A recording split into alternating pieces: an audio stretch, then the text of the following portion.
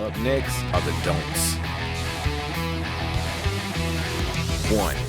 If you're not a drag racing car builder, then I repeat, don't try to build your own race car, family. That's why they have professional builders, and there's a ton of correctly built cars on the web that you can have checked out and buy. 2. Don't continue a pass if something sounds or feels wrong with the car, truck, or bike you may be racing.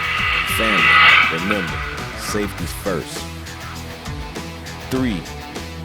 Don't speed into the pits or speed on the return road.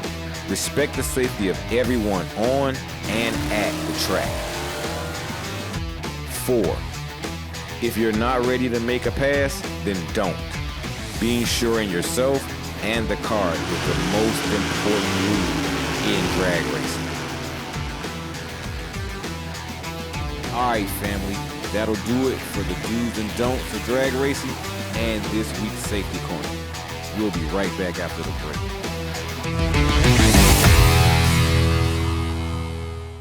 Alright, family, be sure to follow us on Instagram, Facebook, Twitter, and YouTube so we can keep you up to speed on all the latest trends in autocross, restoration, resto mods, and the latest aftermarket equipment.